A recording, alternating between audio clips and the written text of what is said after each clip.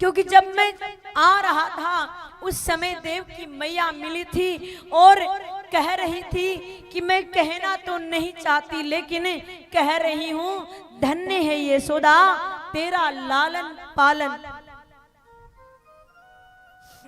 अरे यशोदा, तू कह रही थी मेरा लाला दिन में 8 बार भोजन करता है, तू कह रही थी मेरा लाला बहुत शरारती है, बहुत शरारत करता है।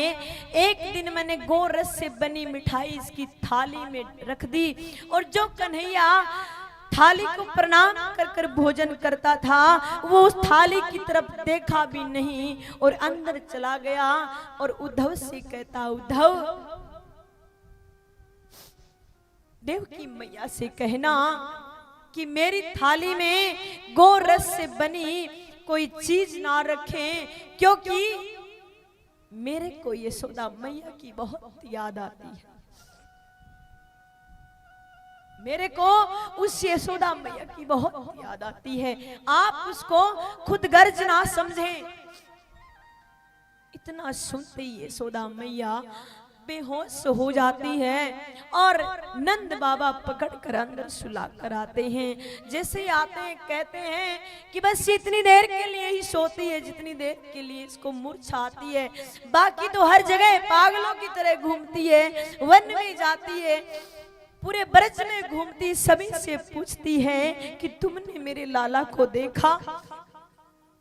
एक एक गोपी के घर जाती है कि तुमने मेरे लाला को बांध रखा है, मुझे मेरा लाला दे दीजिए, मैं मेरे लाला को ले जाकर मेरे घर में बांध लूंगी, तुम्हारे घर नहीं आने दूंगी। भगवान क्या करते हैं, 1 वर्ष रहते हैं गुरुकुल में, फिर वापिस मथुरा आ जाते हैं। शास्त्र कहता कि वृंदावन में रहते हैं 10 वर्ष, उसके बाद मथुरा आ जाते हैं।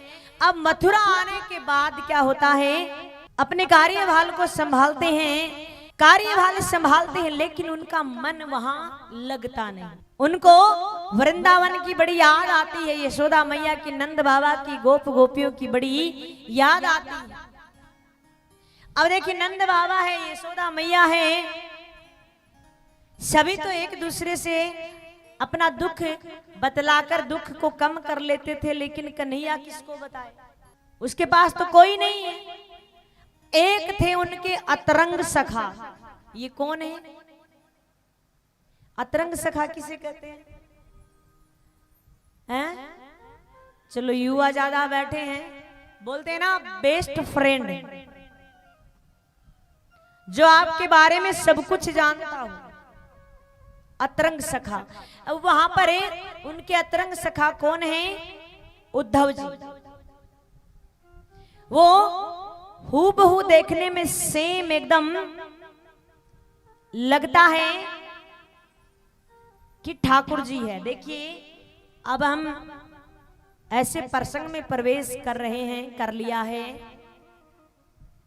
इसको बोलते हैं भागवत जी का हृदय गोपी उद्धव संवाद। और सभी भक्तों से निवेदन है, बड़ी शांति बनाकर रहना, बड़े शांत तरीके से विराजमान हो जाओ, सभी बैठ जाओ अपने अपने स्थान पे और 15-20 मिनट का ये प्रसंग है, बड़े ध्यान से शांत होकर सुनना है, एकाग्र मन से, क्योंकि जब तक तुम शांत नहीं बैठोगे तब तक ये प्रसंग आपको समझ में भी नहीं आएगा। तो ये आवागमन थोड़ा हटाकर बंद कर कर बड़े शांत तरीके से तुम्हें बैठ जाओ। भगवान के अतरंग सखा उद्धव जी। उद्धव जी देखने में हूबहू सेम ठाकुर जी जैसे लगते हैं, शकल में चाल ढाल बिल्कुल ठाकुर जी जैसे लगते हैं, लेकिन उनमें एक कमी है कि वो सबसे ऊपर मानते हैं ज्ञान को। क्यों? क्योंकि उन्होंने बृहस्पति जी से शिक्षा ली है, तो अपने आप पे बहुत ज्यादा घमंड है, वो सबसे ऊपर कुछ मानते हैं तो ज्ञान को मानते हैं कि ज्ञान के मार्ग पे चलिए और ज्ञान के मार्ग पे चलकर मोक्ष की प्राप्ति कीजिए। लेकिन भगवान उनको एक और भी बताना चाहते कि सबसे ऊपर कुछ है तो वो है निस्वार्थ प्रेम। क्या? निस्वार्थ प्रेम। अगर किसी से प्रेम किया है या कर रहे हैं तो उस प्रेम के पीछे स्वार्थ मत देखना। किसी से मित्रता अगर आपने की है तो उसके पीछे स्वार्थ मत देखना, क्योंकि मित्रता जहां स्वार्थ आ जाता है वहां मित्रता चलती नहीं। जिस रिश्ते में मनुष्य को स्वार्थ दिखाई देता है वो रिश्ता फिर चलता नहीं। जीवन में या तो किसी से कोई रिश्ता मत बनाना, और बनाते हो तो उससे पहले सोचना कि इस रिश्ते को लेकर मेरा कोई स्वार्थ तो नहीं। क्यों? क्योंकि आजकल मनुष्य हर चीज में अपना स्वार्थ देखता है, हर चीज में स्वार्थ देखता है। वो 2 कदम रखने में भी अपना स्वार्थ देखता है। तो भगवान उन्हें बताना चाहते हैं कि ज्ञान से भी ऊपर कुछ है, तो वो क्या? निस्वार्थ प्रेम। लेकिन ये बात उद्धव जी से परे है।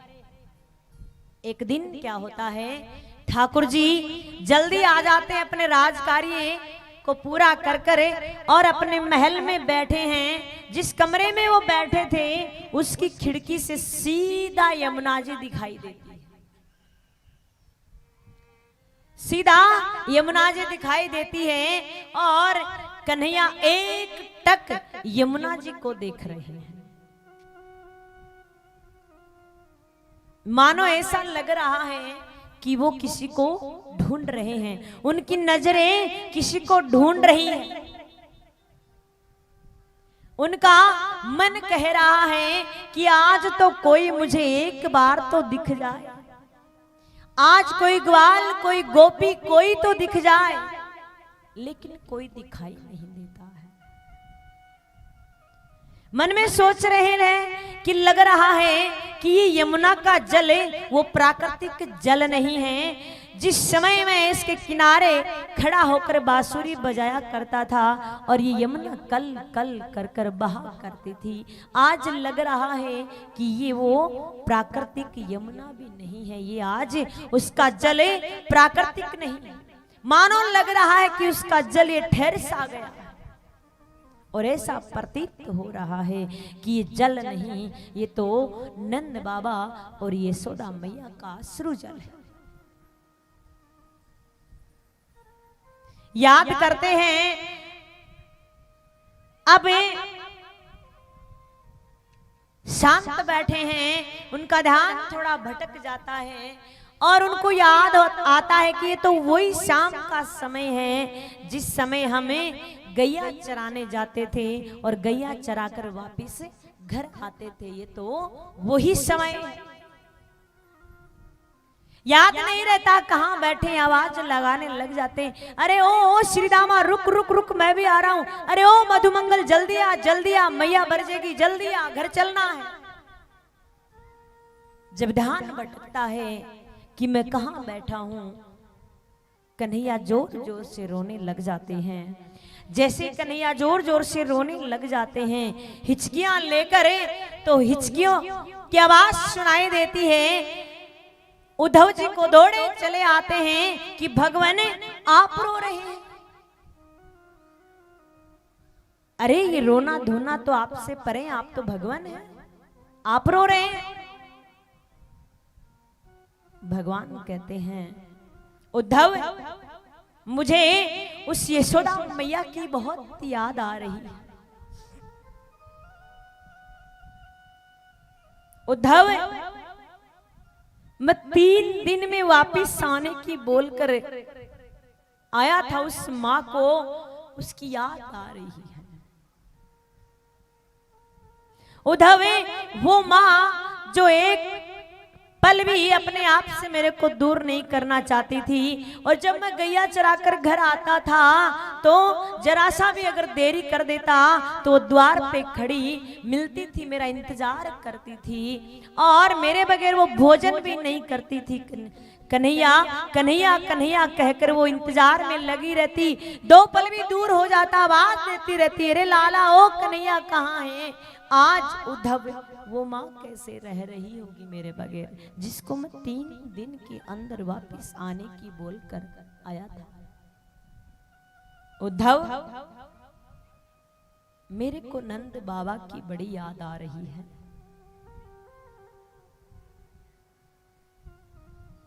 उद्धव मैं दावे के साथ कह रहा हूं कि आज तक जब से मैं आया हूं तब से लेकर आज तक मेरे नंद बाबा ने अपने पाँव में जूतियां नहीं पहनी।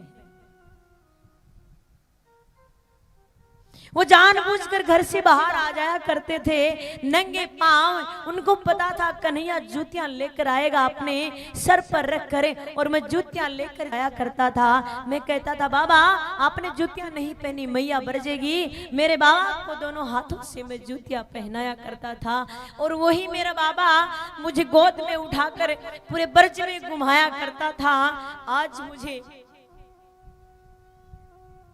नंद बाबा की बड़ी याद आ रही है। उद्धव क्या बिगाड़ा था मैंने उन गोपियों का, जिनको मैं बोल कर आया था कि मैं जल्दी आ जाऊंगा। आज वो मेरे विरह में किस प्रकार से अपने आप को रोक रही है, किस प्रकार से वो पागल है, किस प्रकार से वो रो रही हैं। क्या बिगाड़ा था मैंने उन गोपियों का। उद्धव क्या बिगाड़ा था मैंने उस राधे का, जिसको मैं बोल कर आया था कि मैं जल्दी आ जाऊंगा। और आज कितने बरस बीत गए, कैसे रह रही होगी वो राधे राधे राधे कहकर। कन्हैया जोर जोर से रोने लग जाते हैं, अपने मुख को दोनों हाथों से छुपा लेते हैं। उद्धव जी कहते हैं अरे आप उन्हें मूर्ख अनपढ़ गवालों को समझा को नहीं देते कि प्रेम प्रेम कुछ नहीं है, रोना धोना छोड़िए और ज्ञान के मार्ग पे चलिए, भगवान की प्राप्ति कीजिए। उन्होंने कहा कि मूर्ख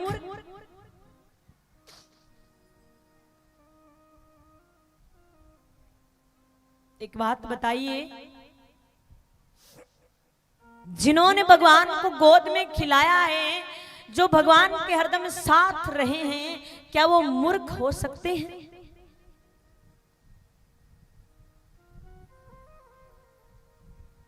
कहा मूर्ख। कन्हैया ने कहा कैसे आपको मूर्ख कैसे लगे? उद्धव जी ने कहा अरे वो कहाँ गुरुकुल गए होंगे आपकी तरह, कहाँ उन्होंने शिक्षा ग्रहण करी होगी जिस प्रकार से मेरे गुरु बृहस्पति जी हैं, उन्होंने कहाँ शिक्षा ली होगी।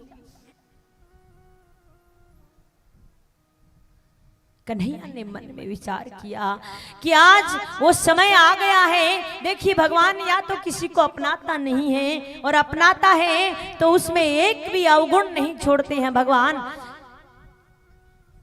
सेम अपने जैसा हूबहू उनको अपने जैसा बनाने की कोशिश करते हैं, बाकी कोई दोष नहीं है, बस एक ही दोष है। आज भगवान मन में विचार करते हैं कि आज बड़ा अच्छा मौका है, और कहते हैं उद्धव एक काम कर, तू ही जाके उनको समझा दे।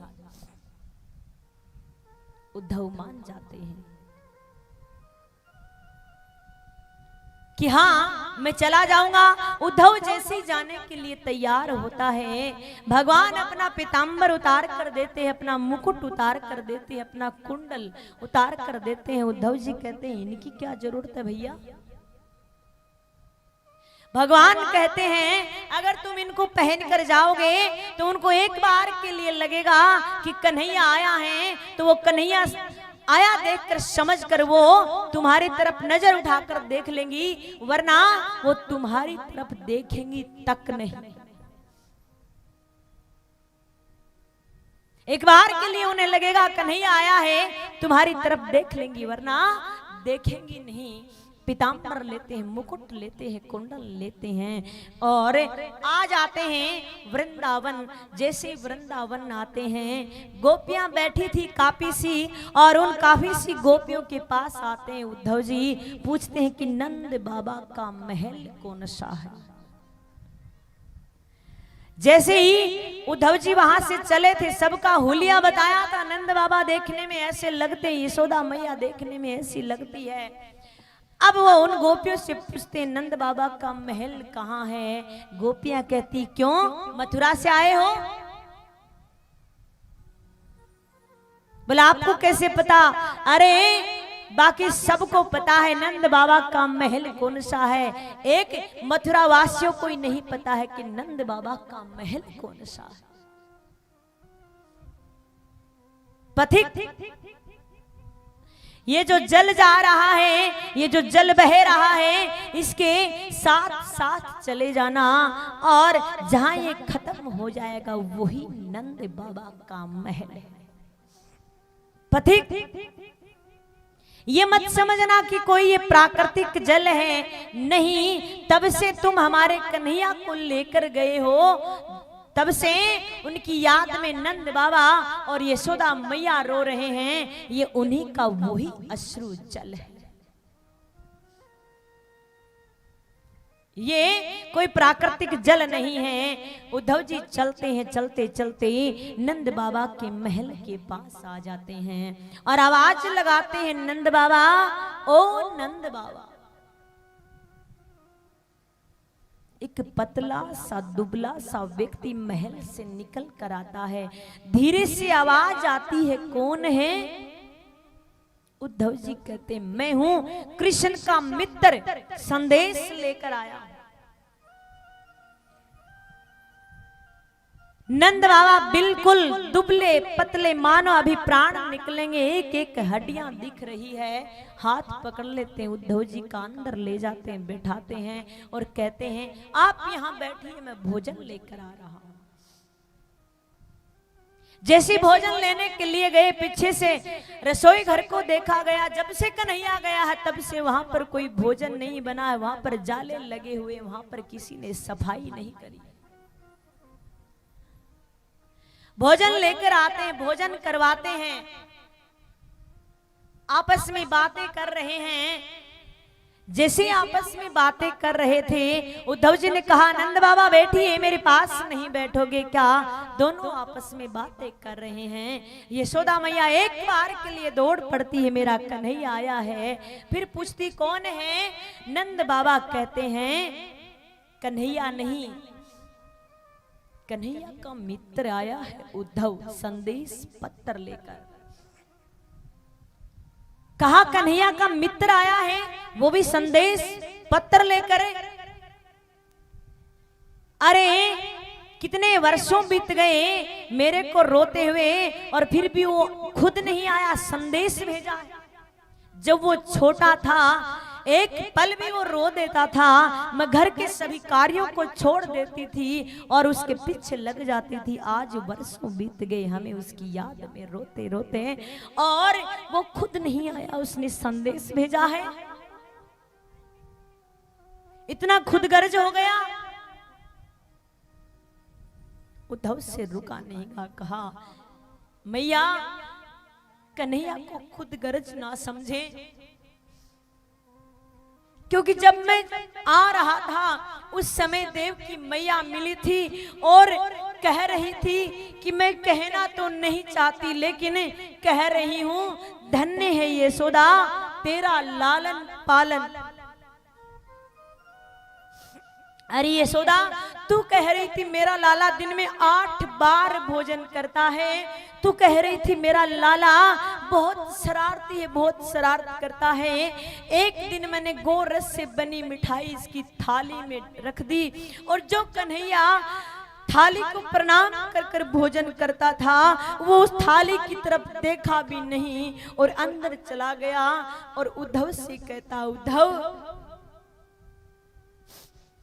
देव की मैया से कहना कि मेरी थाली में गोरस से बनी कोई चीज ना रखें, क्योंकि मेरे को यशोदा मैया की बहुत याद आती है। मेरे को उस यशोदा मैया की बहुत याद आती है। आप उसको खुद गर्ज ना समझें।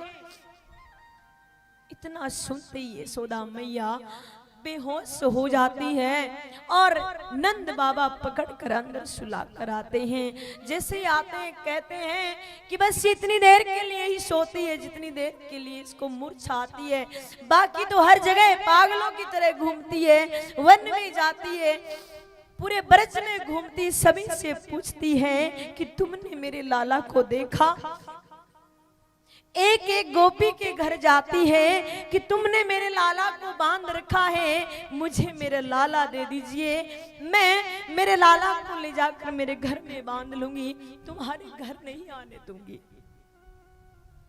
वन में जाती एक एक वृक्ष से पूछती है कि तुमने मेरे लाला को देखा है, मेरा लाला वापस लौटा दीजिए, मैं मेरे लाला के बगैर रह नहीं सकती। गिरिराज पर्वत के पास जाती है, पूछती है अरे तुमसे तो इतना प्रेम करते थे, तुम्हारा तो उन्होंने इतना पूजन करवाया था, तुम ही बता दो मेरा लाला कहाँ है, मैं मेरे लाला के बगैर रह नहीं सकती।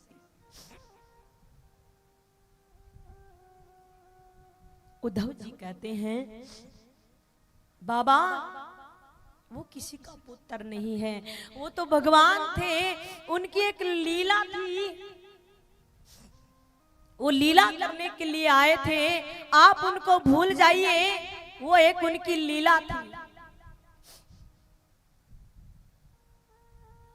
आप उनको भूल जाइए, वो किसी के पुत्र नहीं है।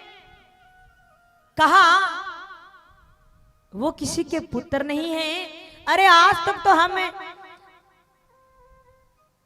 ये सोचकर जीवित थे कि चलो हमसे कोई गलती हो गई, हमसे कोई भूल हो गई है और हमारी संतान हमसे रूठ कर चली गई है, लेकिन भगवान तो हमारे साथ है, हम ये सोच कर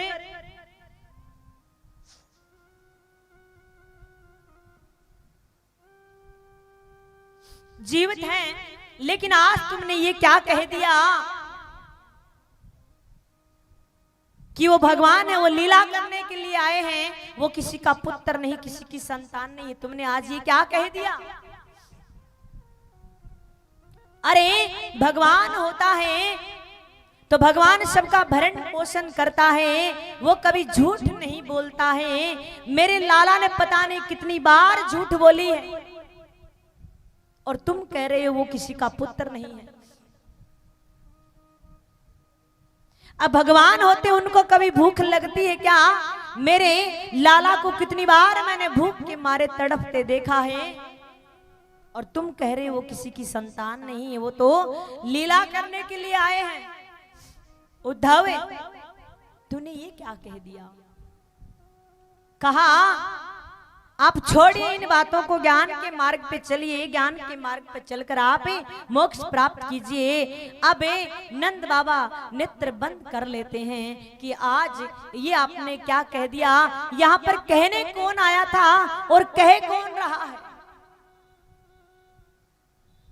आज जीवन में पहली बार वो समय था कि आज ब्रह्म मुहूर्त निकल गया, उद्धव जी का उन्होंने स्नान नहीं किया।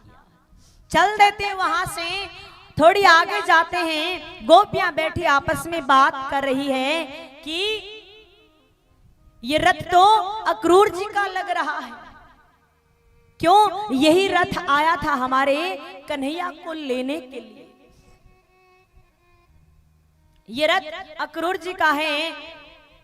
एक गोपी कह रही है वो क्या लेने यहाँ आए होंगे, दूसरी गोपी कह रही वो इसलिए आए होंगे कि मामा का कंस का श्राद्ध है और श्राद्ध में उसे मांस की जरूरत होगी और उनको पता है कि जितने भी ये ब्रजवासी हैं इनका हृदय बड़ा मीठा है, क्योंकि सभी प्रेमी हैं और प्रेमियों का हृदय बड़ा मीठा होता है।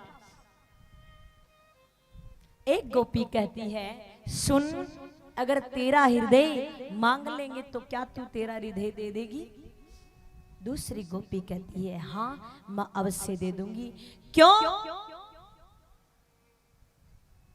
क्योंकि जब मेरा हृदय उसके सामने जाएगा और जब मामा का श्राद्ध है तो भांजा भी शामिल होगा, और जब वो मेरे हृदय को खाने लगेगा, इस तड़पते हुए हृदय को देखेगा, तो उसे पता चलेगा कि तेरी याद में ये गोपियां किस प्रकार से तड़प रही है। उद्धव उन्हें समझाते हैं, ये प्रेम आप छोड़िए, आप ज्ञान के मार्ग पे चलिए, मोक्ष प्राप्त कीजिए। गोपी कहती है मोक्ष प्राप्त कीजिए, मोक्ष प्राप्त करने से क्या होगा? स्वर्ग मिलेगा। बोला हाँ। बोले हम ठोकर मारते हैं ऐसे स्वर्ग को जो हमें हमारे कन्हैया से दूर कर दे। हम बार बार जाने के लिए तैयार है उस नरक में जहां पर हमारा मिलन कन्हैया से हो जाए।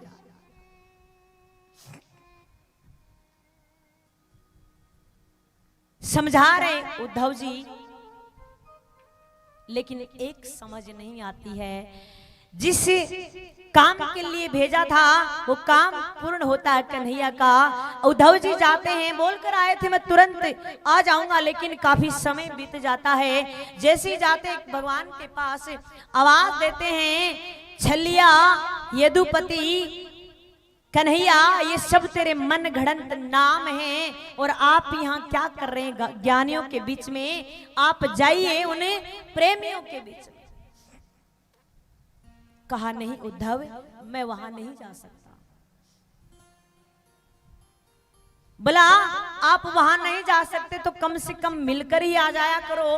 बोला नहीं उद्धव, मैं नहीं मिलकर आ सकता, क्योंकि जरासंध को ये पता लगेगा कि मेरी प्रीति वहां पर है, तो मेरे को पीड़ा देने के लिए उनको वो परेशान करेगा।